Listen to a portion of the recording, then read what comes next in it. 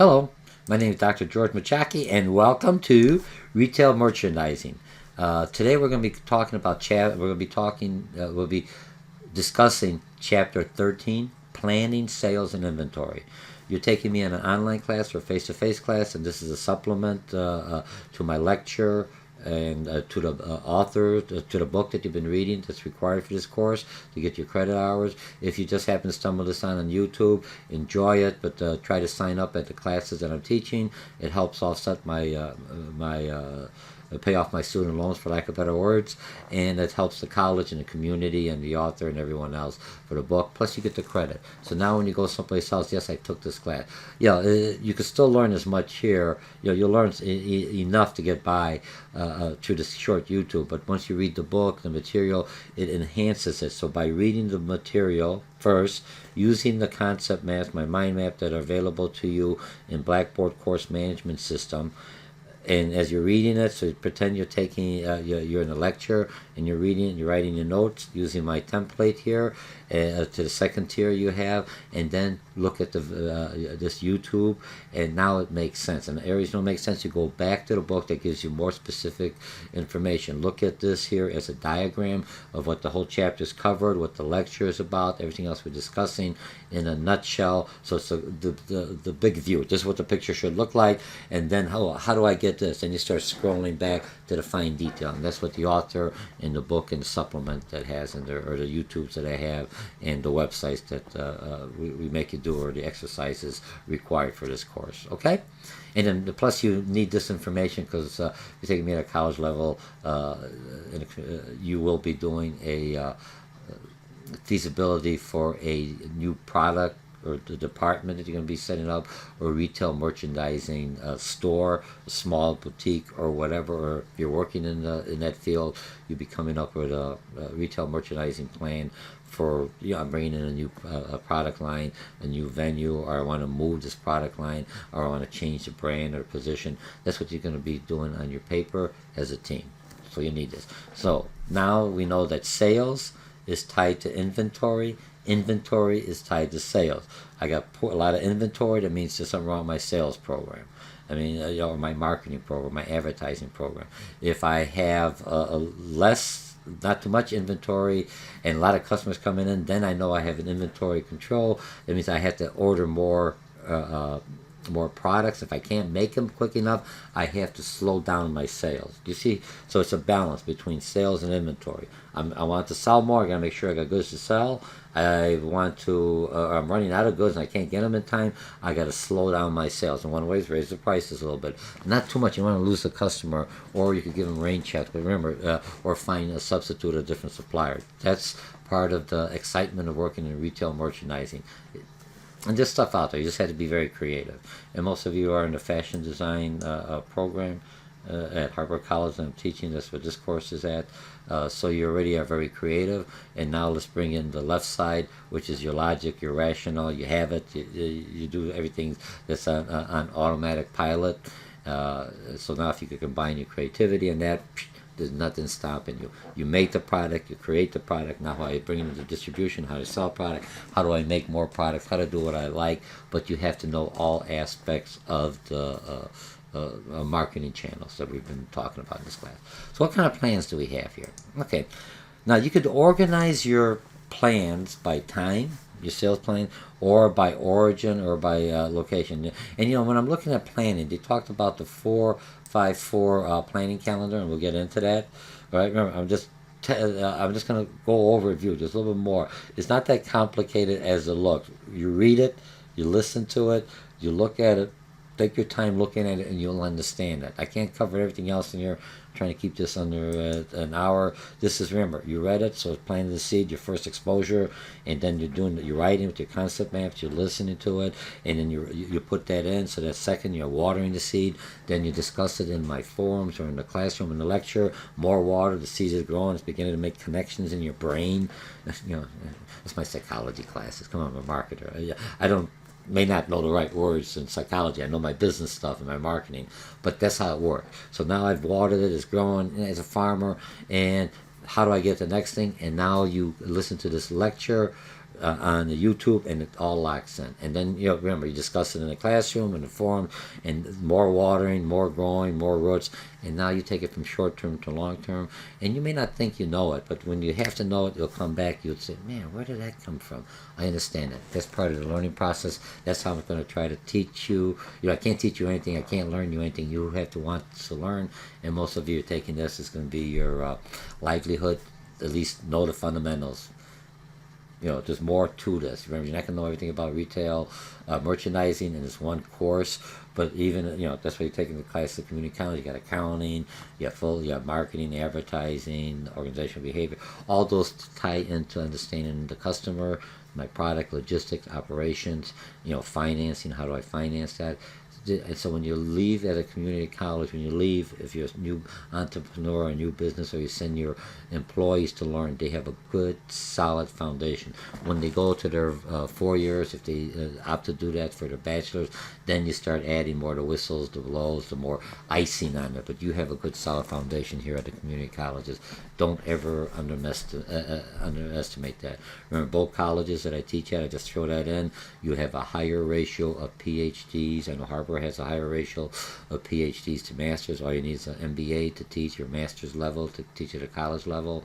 PhD usually at a 4-year or at even higher when you're teaching master level. Individuals got to be all PhDs or teaching other PhDs.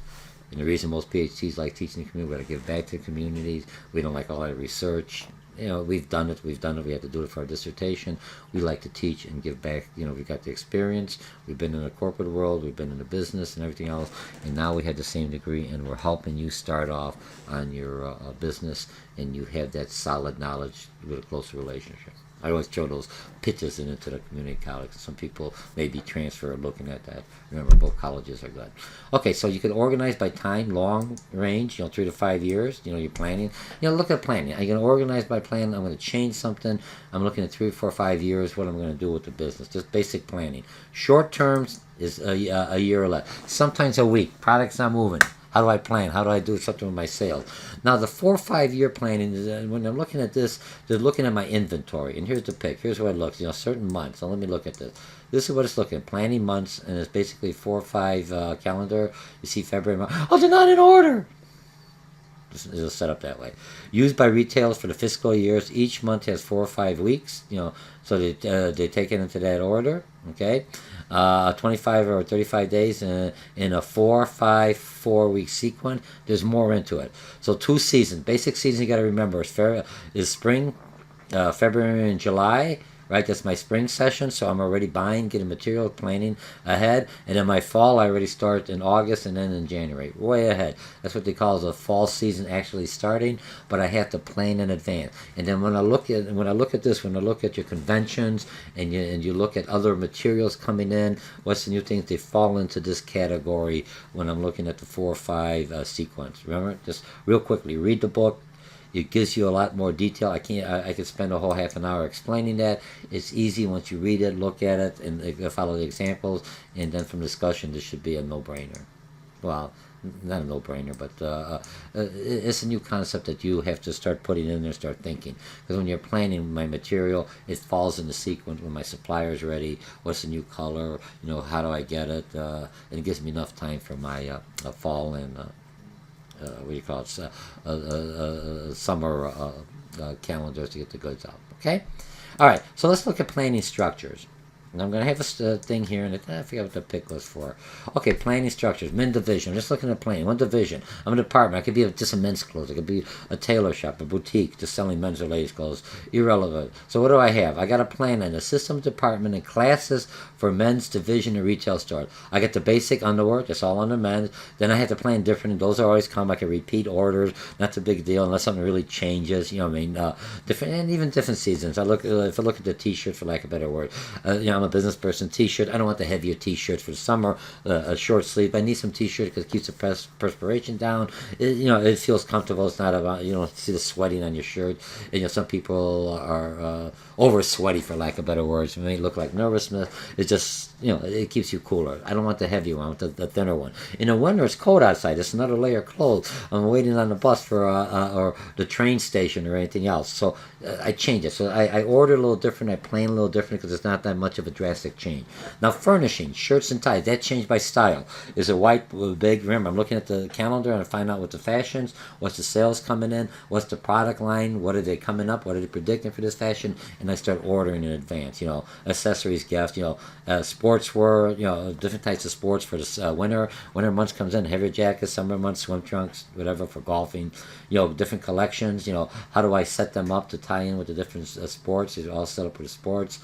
Clothing, and then suits. Or what time suits? Where's graduation? Where's in the summer, not too many people lighter suits, sports jackets. Wintertime full suits because it's heavier. So these are different planning. So what you're planning, you try to plan for the whole division, but you may have different schedules. Okay, so that's what it's telling you, different planning structures. Retailers structure the organization by product lines. Remember, I got product line. That was a whole product mix for that the division, the clothing thing. That's my product list. My product lines, the tie, the shirts, the underwear. And like a pyramid. Remember, it's a pyramid. Which one is my base ones and which ones, so it's at different times. Here's I got most of it. Next one, here's just a specialty, maybe the diamond rings or something else. So I have my pyramid hierarchy. How do I order? To create manageable business units. So I set up, here's my larger one. I sell it one way. Here's my other ones. I sell it this way. And all that gives me that great feeling of how I am setting up, that I have some logic, some rationale to do the products. Okay? So that takes care of my general. So it's basically made up of departments that we talked about. Divisions are made up of departments. Here's our hierarchy. Departments are comprised of classifications, right? So you got the tie department, the clothing department, the shirts, whatever, right? And in classifications, items by sweaters, and in subclassifications, more detail, V-neck. So that's how the hierarchy works. Now, I clicked on here, but I don't have it on here. It says spell association. I forgot the I. If I look at this site here, this is a site, and there's other sites out there. What they do research. I'm trying to find the I. Sorry. They do research. You could get on their mailing list if those of you are interested and try to get on their mailing list. But they do statistical research on all different colors in the United States. What color they're forecasting, what's going to be the color in 2016, 2017. I think it's 2 or 3 years.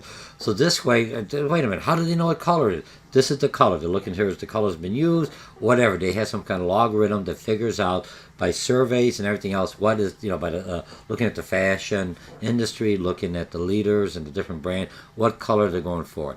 Once they identify which is going to be the color for that year, now the manufacturing, everybody else, the supply chain, has to get in line to have that color available for the manufacturers, so they could use the color to make the garment, to make the product, whatever, prior. Do you see how does this whole thing, nothing's done overnight.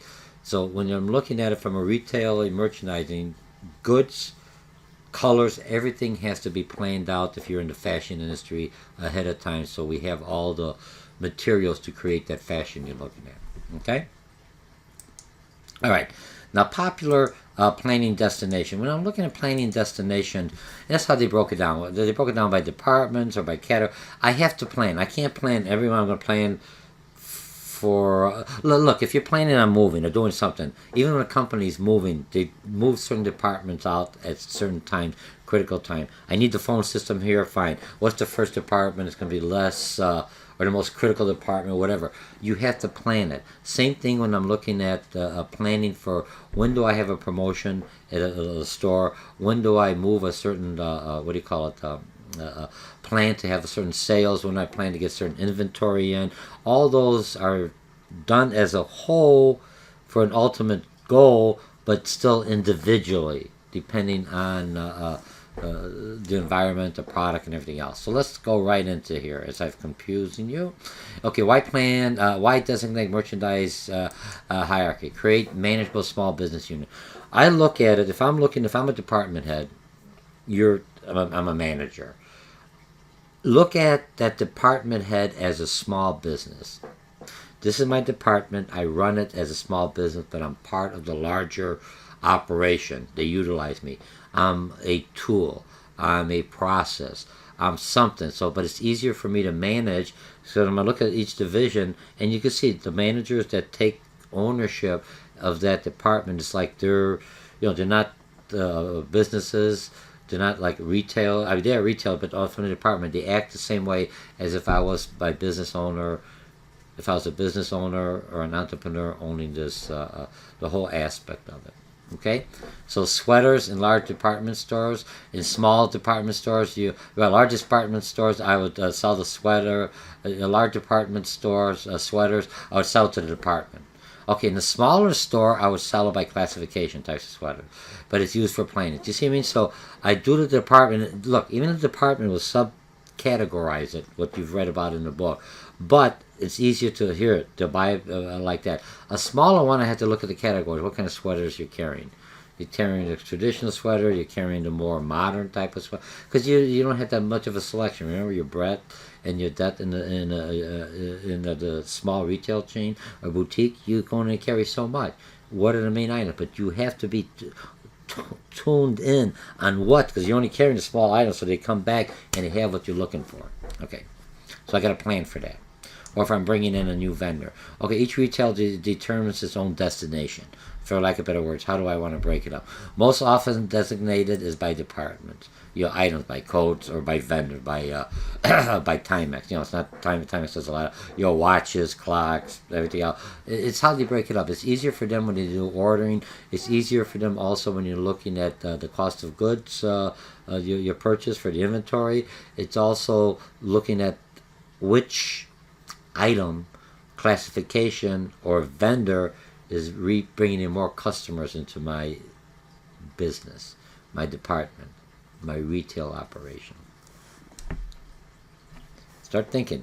And I know a lot of students right now, if you're in the college, you're thinking, what's on the test, Start thinking, this is going to be your livelihood. How do I do this? What is he saying? I have to understand that. You're going to be, most of you will be, some of you will be opening up your own boutique. I know at Harper they have their own, the fashion has their own store out there. You're managing it, using the retail side, you're marketing, you see people in there, how to get more people in there. I see sometimes you have like an hors d'oeuvre section or something to bring the students in to look around. But that's part of it. You're always adjusting. Different students, what's coming in. What are you selling? What are you making? Who's making what? Depends on what the fashion is designing. Are they fashion for this model, or are they fashion for the student, or are they fashioning for someone in the business? What am I fashioning? What am I selling there? They sell a lot of bit of everything else, because I think it's what the fashion department creates or designs and makes.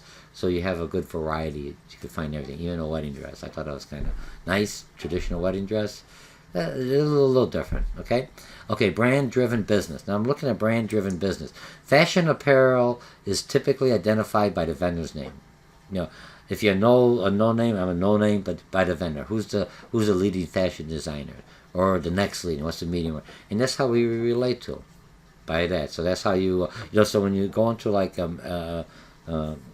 for lack of better words, Macy's or JCPenney's, they may have their store brand that they're trying to sell up front, but they're surrounded by the other name brand. What do you call it? Manufacturer or name brand designers. So when you're looking at the name brand, oh man, they almost look the same. They're pretty close. Hey, I don't see any different, and it's the same quality. But remember, you have to build up that brand image. Okay, and this kind of makes sense. When I look at the vendor's name, we talk later on, when I look at positioning and I look at branding the store. If I want to be a high-end, to get the high-end individuals, I better have the high-end fashion designers, the brands listed in the front. I could have the off-brand for those, my sensitive, for my shoppers, the thrift shoppers, but want similar, but but that's not going to work too much. Very small item, more the brand name designer. On the flip side, I want to bring in more the medium, for lack of a better product line. Then I still had some of the large ones, the name brand ones, as hooks to bring them in, and then to get them in, and maybe get them at a sale or a closeout or something else. So I could say, look, I've got the medium, but I also have the next level up. You're trying to get customers in, even though your main focus is on a medium level or a everyday individual. Or if I'm dealing with teenagers, or if I'm dealing with college students, depends on what's college where you're at and what's my pricing is. Other designations identified is by the end characteristics, by the price range, better, by the sizes, something brings it in, by the end use of the artwork. Winter, summer, lifestyle or career. Here's how a new Generation Y person interviews for a job. You could have a suit. You have different colors. You could even have gym shoes, colorful gym shoes. I may look at them and go, oh my goodness. But it depends on. But see, when you're selling and looking at the lifestyle and looking at that, those of you who are selling merchandise, you're looking at the individual. Where are they going? If they're going to Google, where are they working at? Where's what's the acceptable dress for that industry? Just like if you're looking for a job, what does everyone? How do I know? Look at them, go earlier, see how everyone dresses. You have a general idea. You'll dress a little bit conservative, or when you go for an interview, but you can see how they're dressing. Well, that's how they dress. Or ask a person, this is the first time I'm interviewing. How do I, what's the attire? Do I wear a suit and tie? Oh, no, most people just come in nice pants, no rips. Okay? And product by fabrication, sterling micro fiber, linen, cotton, polyester, wrinkle-free, wool, and they'll break it up like that way in that area. You can have the mixture. There's no right or wrong way. This is just one way you identify and you order. Same thing when you put it out. It depends on what works for your business. You try to have you when you look at a large store, they'll have all their ladies on one side, or all the men's on the other side, and even in the stores they change the decor a little bit. But the main categories, my departments are there, so people know where to go. I'm only going for men's. I go on this side. I go ladies. I go this side. Okay. All right. Now what do we have? Planning for sales. If I'm looking at how do I plan for sales, that's what the whole topic is. This is just getting you ready. Different ways of planning, by time, by categories. So and try not to get it all at once. Little at a time. I plan a little bit at a time. All right, so it's the same thing. Some people like to plan their meals all week long. That gets old because I plan here's for breakfast, morning, different meals, and have it all ready. But sometimes I just don't like any of them, so I plan spontaneously. And some businesses that works out well for it. You don't try to do the mold. You try to change it a little bit, so people are looking for it. Makes them aware. Oh, they've changed around. Not too much, or they get upset. Okay, starting point for planning. The years of sales. Retailers look at the past and the present. What happened here? What's going forward? I do my research. What's the new color? What's there? To predict future sales. What happened here? Last time, and you got to look at the outside environment. If I look at the past and my sales are down, what the heck? And it's down. Maybe it was down because of weather. Maybe it was down because of power. Maybe there's a storm that came in. And so that I might have to go to the next year. Don't just look at the number. Oh, down sales, and also, well, in January we go down. And intuitively, January is your busy month, or July, whatever the month, or August, and all of a sudden it's down, and you figure, oh, that's what the sale, and you don't order enough, and you go, and then later on you find out, oh my goodness, wait a minute. We forgot about the storm, or we forgot about the road work construction. That's why sales is down, so you can't look at those numbers. Then I have to jump 1 year back. Now I have to look in the future. So I'm looking here, and what's happened? I'm looking outside. Is what's the economy? What's my customers? Have they changed? Hopefully not much in a year, but you never know. Okay, so that's historical, used for planning base. Should be typical of the period. Remember, something happened, you have to remember. Don't look at the number. So I look at this number, last number, if I can see a pattern. Remember, this when you look at the statistics, you look at the pattern. Oh, geez, they're current. All of a sudden, one jumped up, and the other one's just down. Why did this one come up? I never noticed that. And I realized we had a campaign, or some celebrity said something, all of a sudden that product became famous. Boom, or a movie came out, the Mini Cooper.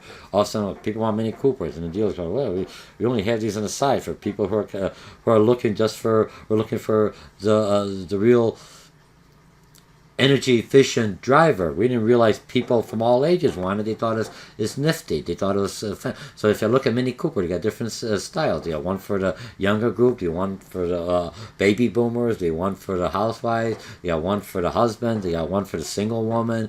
So they try to change your campaign, and still the same Mini Cooper. Okay. And then trends are valid prediction of future. What is the trends going on? And that recent trends are chronologically, hard word. I had a class. Sorry, closure. All right, I'm stuck on it. You know how you get stuck on a word, you'll come back to the future and to the distant past. So if I'm looking at the order by the year. What happened? What were the trends last year? Is this the fashion trends that changes on time? Okay. I close those off. Okay, now planning elements considered. If I'm looking at what elements are considered into the planning thing, so I've got all these things. I'm looking at time and what order they fall in.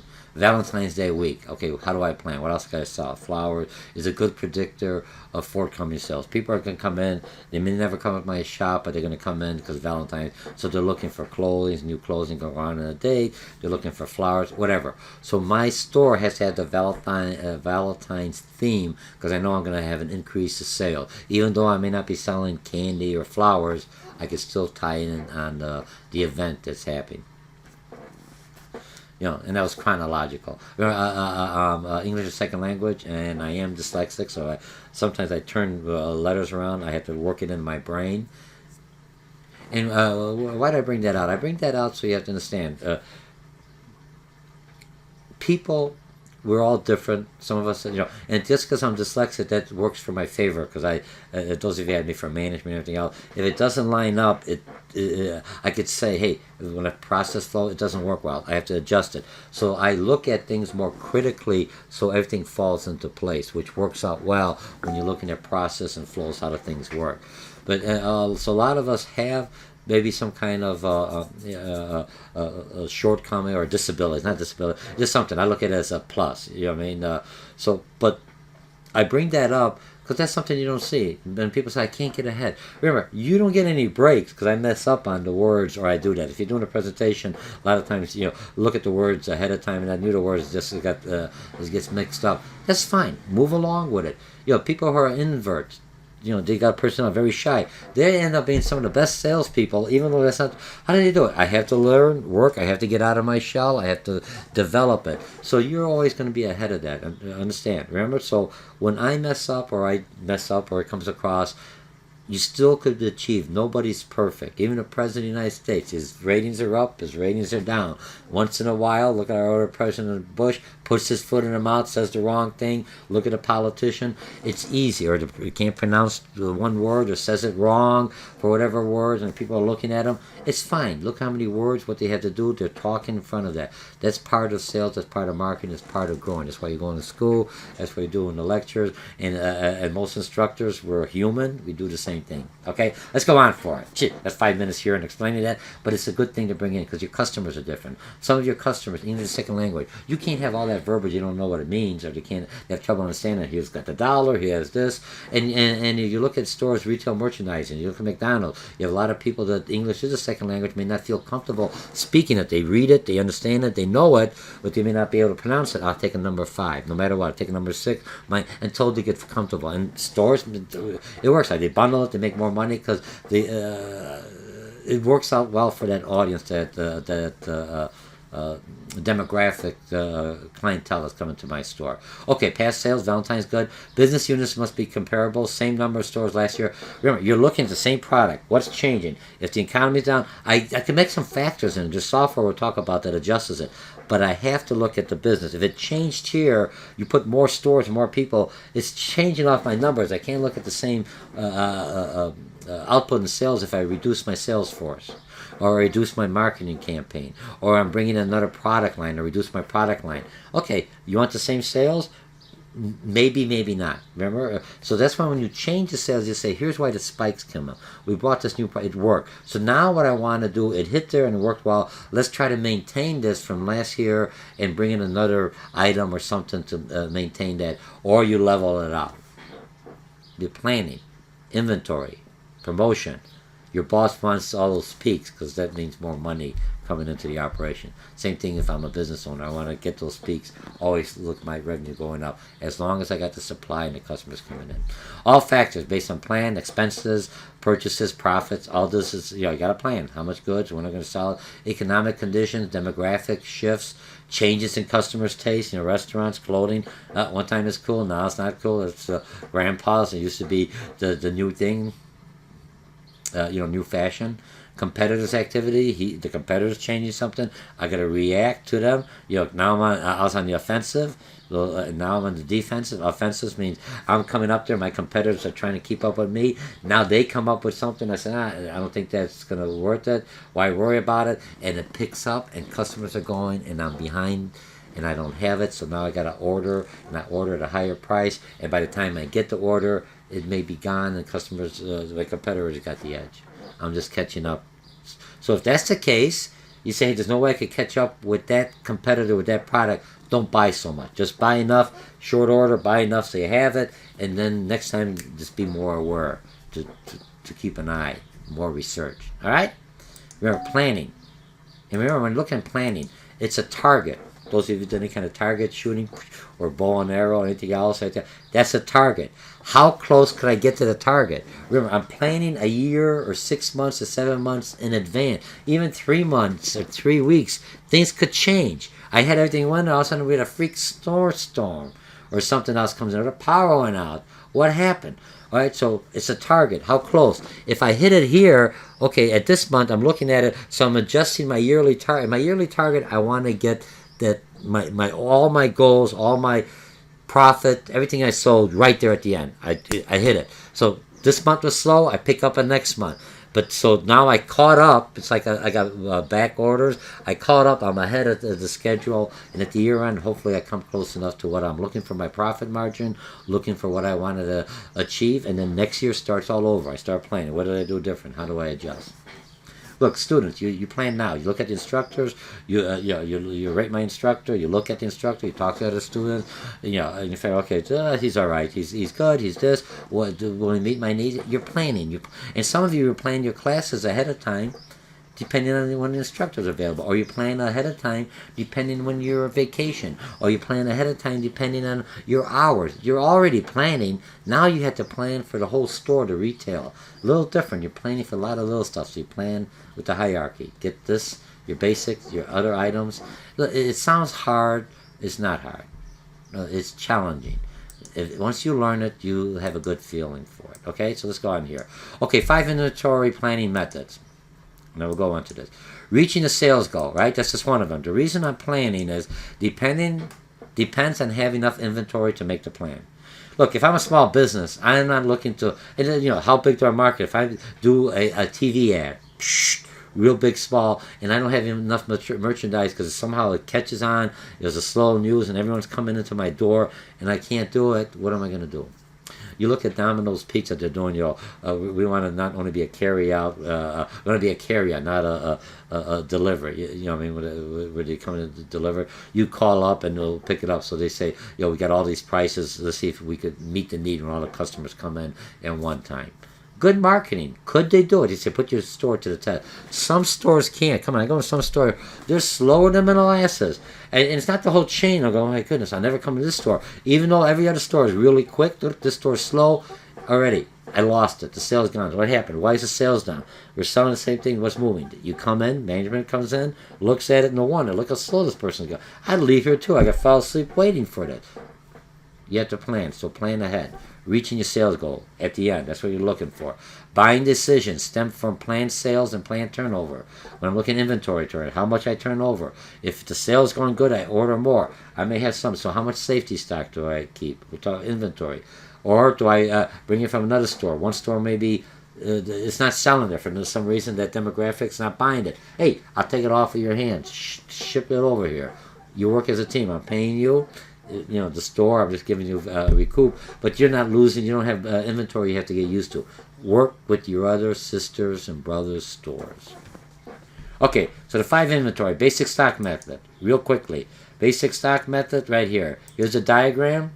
I'm trying to find, here's the cost of carrying inventory, the loss of sale. Do I want the rain check if I don't bring it in? If I lose the sale, how much would I be making? If it's a real cheap item or inexpensive item, don't worry about it. Okay, fine, I'll make it up. I'm looking at big items. I lose a TV sale. And how much do I carry? How much am I going to keep to carry? You have to, that's part of the planning, and then it depends on promotion, what the competitor's doing, what's going on. So it's hard at first, but after a while, that intuition, you see most retail merchandiser, the buyer knows that, the seller knows that, even a small retailer, they know exactly what will sell or not.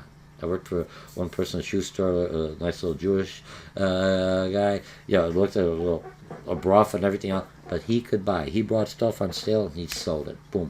He just knew it. These were aftermarket because it was in an area at that time. It wasn't high end. It was high end shoes, but in like a discounter store at that time, a smaller discounter store. He brought them. He sold them. He never had anything left. How did he? I said, man, an ugly color. Who do I want to? He knew what would go, and he knew which one. Sometimes he didn't have enough stock, but he tried to get him something similar, and that's because he was buying them by what they had left over. Okay, so now the diagram. So beginning of the month, all right, should equal the sales plan. I always should have my inventory equal my sales plan. Beginning of the month. Remember, at the end of the month, everything's sold. I'm going to the next month. Okay, do I have enough inventory? I'm a baker. The week ends, and sometimes you don't have to wait till the month. You can do it by the week. A baker, he or she has to make sure they have that ingredient, or they're not baking anything. Where's the flour at? Oh, or I hear the flour industry is going to be a strike, or the manufacturing. There's a tornado in the area where I get my supply, my flour, for lack of a better word, just a drought. I have to plan in advance, not saying, oh, geez, wait a minute, there's a shortage here. It may hit me. No, it's going to hit you at the prices. Do I plan it ahead to overcome the shortage? And what happens? What's the worst case? I have stuff that's in there, flour. I could get away with it if it's stored properly. But otherwise, you're planning and you're anticipating. If it doesn't come, fine. I got the inventory. But you're looking at it. Remember the balance? The other one, the basic balance. When I'm looking at that, what if I don't have the goods? How many sales? How many customers are going to walk to my competitor? How many customers are going to say, "What a ripoff! I waited in line, didn't have it." That's the balance. And software will help you look at that. How many customers come in? What are the odds if you don't have it? How many will be upset? How many will leave? Statistical analysis is a logarithm on that. Okay? So for the month, and here's the regular thing, and here's just look, when you look in the book, read the book, whenever you see, or when you look at my PowerPoint, those who have it, you see the 3-leaf clover. That's something you should really pay attention because you'll see it on an exam. Yeah, it's basic. I just want to show you. It may be some format, maybe not exactly. Use a formula I'll give you, because let you hit, because you got to know the formulas. It's not something you use all the time, so I'm a little more lenient on that. Those of you taking me for the class. Okay, if you take me for finance, a little different. Take me for, finance or math. You have to know that. Boom, boom, boom. You already had all the math, everything else. You're at this level. You better know how to use that calculator, the financial. Here, I'm just introducing you to the basic concepts so you understand that from a retailer. Most retailers get, like I said, a little scared about the accounting, but they know this. And I'm just putting the labels and how to solve it. Okay. And here's the basic. Here's how you come up with the number, average monthly sales. I just you could read it. The book has it, or there's a problem you're doing it, and then you come out, and then basic inventory, and then you subtract that. Remember, just my basic inventory. Let's see what it says: monthly annual sales at the beginning and at the end, and this is how much inventory I got to bring in.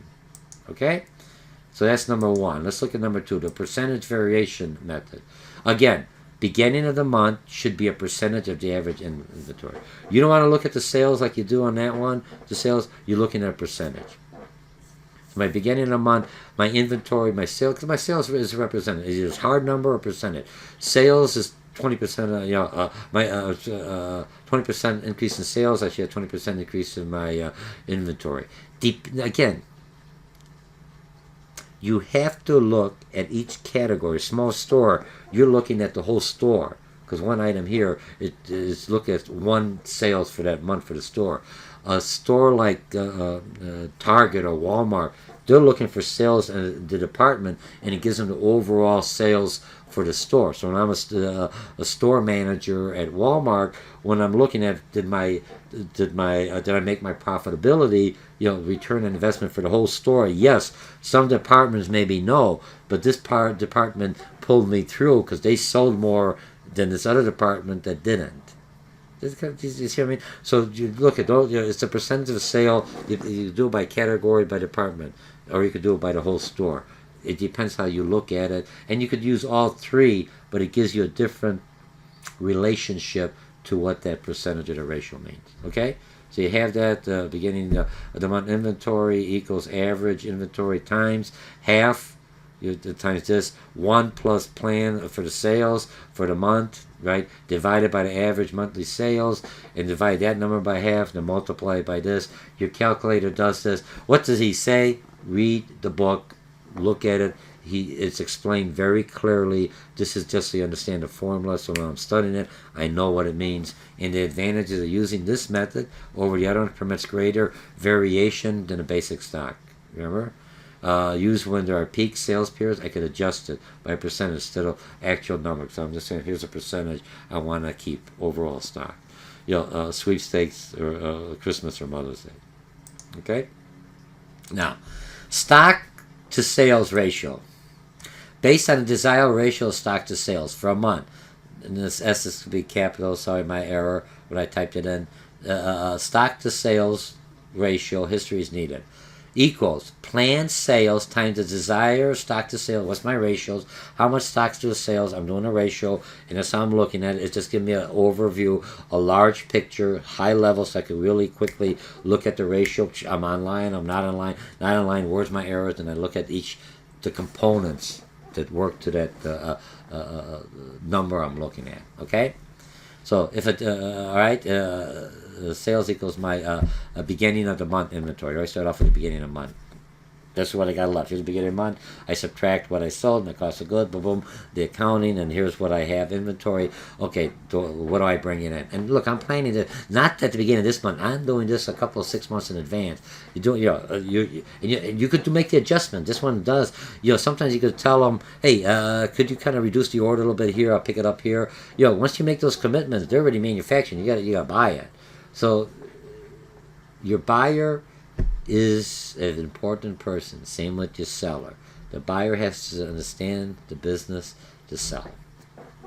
And if you're a small department, you understand it. Look, even though you got a lot of product, you know which products move. I can tell you, once you're working there for 6 months, it's second nature. Any store, you could look and say, why isn't that moving? Not only the dust and the cobwebs you're dusting and no one's buying it, I got to do something. Maybe it's in the wrong area. Move it by the sun. If I have it too much by light, it's faded. No wonder it loses it. Or it's by this high-end item and they don't realize this is a low-end thing because I just put it in the wrong spot. Remember? Customers, how you position, merchandise your products. Okay, so if I'm looking at this, if desired stock to sales ratio is 3. That's what you came up to. Then planned sales are $8,000. What do? I take 8,000 times the 3, my ratio. So it's $24,000 in inventory I should have in there. Okay. To come up with let's see. Planned sales are 8,000. So times 3 ratio. So it's the beginning of the month inventory. I got that. Ratio, stock to ratio. I said that wrong. Turn it around. 8,000. I think I put the comma in the wrong spot. No, you're right. Okay. All right. Now buyers ask. I'm looking at this off. I got all the other one. My error. You'll do fine. Okay. Buyers ask, what is the? Why would I want the stock to sales ratio? Okay, so this is what's basically telling me. If I have this ratio at 8,000, I'll have 24,000. What do you call it? Sales. I just turn it around. My dyslexic again. All right, use the stock to sales method. Slow months have a higher stock to sales. Does it make sense, right? I got more stock than I do for sales. Low months, I have a stock inverse relationship. I have a lower sales to stock ratio because I'm selling more. Okay, many use apparel and hardware and plants is what they're utilizing for. Okay, what's the next one? Week supply. Most retail merchandising, you have to go with the week supply. Yeah, let's say produce for sure. It's every week. You can't wait a whole month, even though you're buying ahead, but you're trying to buy it, or have the you could buy it ahead of time, but have them delivered by the week, because otherwise, let them warehouses, and if there's anything wrong, I could return it. Okay, based on stock turnover. This one's based stock turnover or sell through. This method tells the buyer how rapidly stocks are moving. Previous planning methods are based on planning monthly inventories. This method is based on weekly planning. Even though it aggregates up to the month, I'm doing it on a weekly. Now look, if I look at some things, people who, here in the U.S., when we buy by the week or every 2 weeks. We buy food, groceries, basic, big shopping carts, because we've got the freezer and everything else. If you go into a European and you're trying to buy by bulk, like at Costco's and everything else, it doesn't work there for the models, because their whole refrigerator is very electricity expensive. Their housing is smaller, more, a lot of people in one area. So they buy by the week or by the day. Here's my fresh fruit. I buy it today. I go to the market. All the fruit's fresh. I bring it back and I have it for 2 days. I go back out. They don't buy like in the U.S. I buy buy all this food, put in freezers, refrigerators, and because I buy it at a discount and I'm making saving money. Maybe depends what the electric costs are. Remember, now you start looking at the inventory. The beginning of the inventory. Look, when you bring new stuff up, you're getting rid of the other inventory. If you're throwing away lettuce and stuff you never ate, don't buy so much next time, because you're marking down. It's like tossing money out the window. So next time you look, hey, I shouldn't buy so much stuff that's not going. Why are we buying the pears? No one's eating it. Same thing when you're doing it in your store. Okay? Okay, so I have that. And the next one is formula for replenishment, basic stock, staple merchandise. The amount of inventory needed to support the sales for a week. That's all of it. Here's the formula. There's a logical way of doing this. Stems from the number of weeks of the inventory should last based on a projection turnover. So I should have enough inventory to look at how much my inventory is going to turn over. Call it safety stock. We'll get later logistic, but how much inventory do I carry, right? If I'm buying this food for 1 week and I spend all my food allowance, I better make sure they don't eat it all in 1 week. I bring it out at times, or I have the real junk food at the beginning, the expensive, or I spread it out. I do some way to control it, so in 2 weeks I have very little left. I utilize all my resources. Economics. Okay? Now, combined sales projection. So it's taking combined sales projection, some form of turnover to determine inventory need to reach the sales goal. Remember, I'm coming up here, what's my sale? How much inventory do I need to make the sales? All right? So weeks of supply, 52 is basic weeks, 52 years. In a turnover, I design the stock turnover 6. Remember, 6 is my turnover ratio. We talked earlier on inventory. When I look at turnover, you take 6 divided by 52. So weeks supply, 6 by it's 8 weeks, 7 days. Round it off. You better save. Do 9 weeks. All right. If planned sales are $5,000, that's what I want. I multiply the weeks by 8.7 to determine the beginning of the month inventory. So it's $43,000 I would have in here. 5,000 sales times that is $43,000 to cover my sales and my inventory.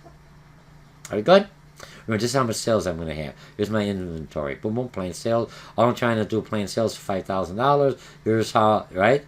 And then here's my inventory. So I should be generating this much at the end. All right. Now, where do we confuse you? It's not that bad. I'm trying to do it quickly, and I'm not putting everything else in there. When you read it and I explain it, it makes sense because you already know the components on that. The more I say, it seems I confuse you a little bit. Okay, when I look at open to buy is I've got the merchandise, I'm ready to buy. I have some on inventory on order. So here's my beginning inventory. I got $4,000 I need of inventory, but I'm going to bring in another $2,000. Okay, I got $2,000 already. It's on order. It'll be coming in. So I don't have it here for my book, so that's what I call open it to buy. I take that, subtract it, so what I have to buy is the difference. I need $4,000. I got $2,000 coming in, so my open to buy will be $2,000. I got to go out and buy it. Okay. amount of merchandise a buyer needs to order to support the planned sales. Okay, and then it's basically planned purchase minus on order equals open to buy. Good. Okay. Now assortment planning. Well, look at assortment planning. Let's look at this.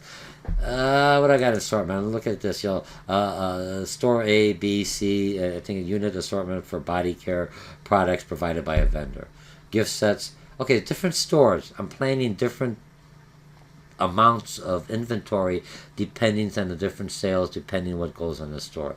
So when I'm doing it, I'm assorting it by bath and body, by gift sets. And look, it doesn't store 8, they need 240. Let's say units for lack of better words. I'll look at it this way. Store B needs 300, this one needs 360. Accessories, the numbers are different, not as consistent. Look at this one. Here's the numbers, total units. So if I'm looking at total units when I'm looking at this planning, store C must be a larger store, or they're doing something better, or they have the market that wants that.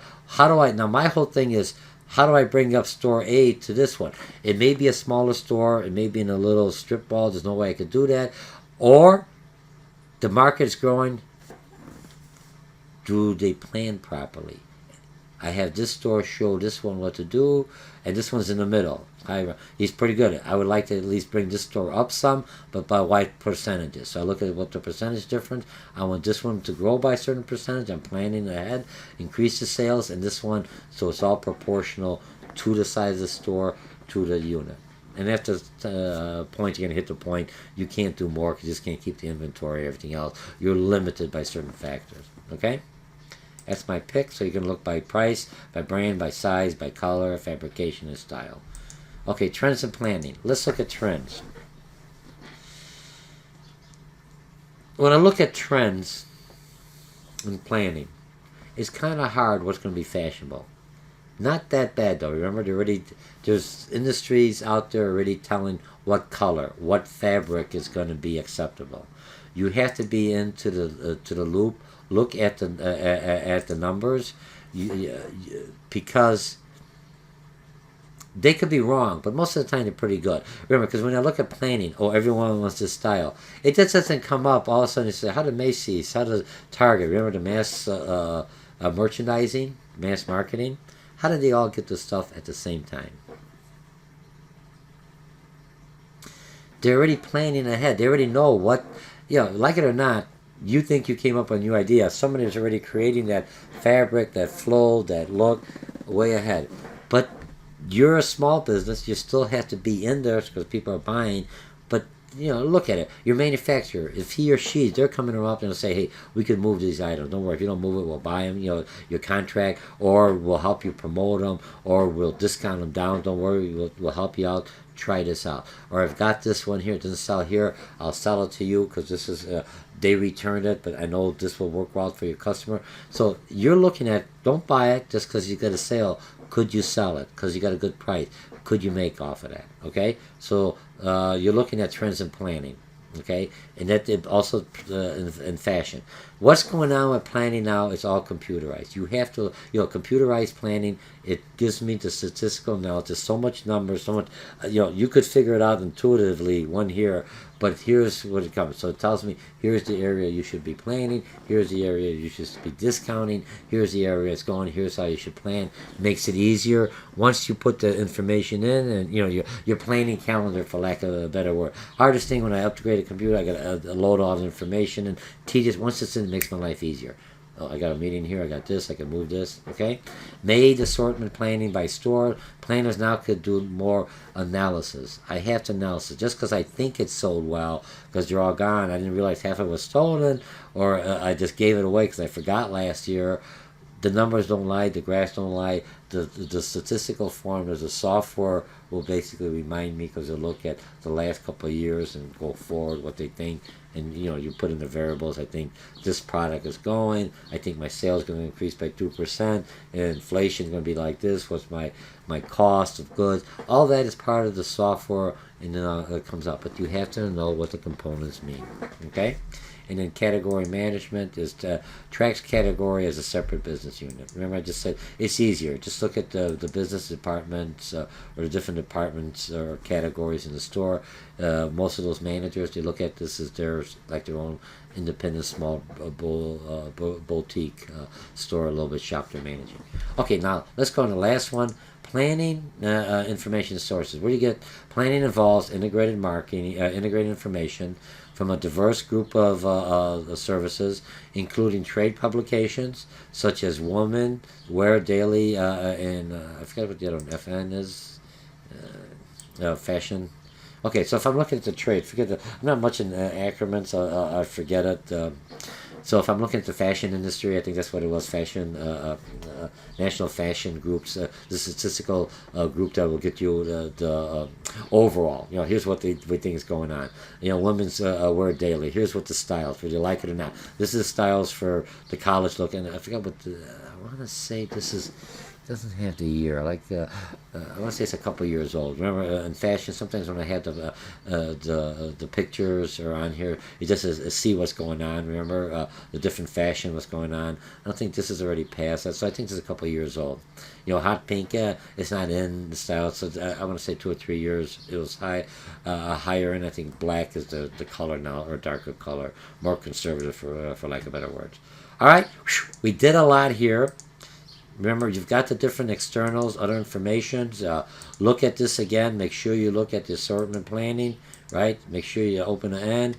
The ones you have to look at the 5 different inventory. The basic one is mostly you're looking at it. The percentage variation per method. Stock to sales, just a ratio. You just multiply it so you know how much stock I will have, or how much stock will be generated, or how much sales.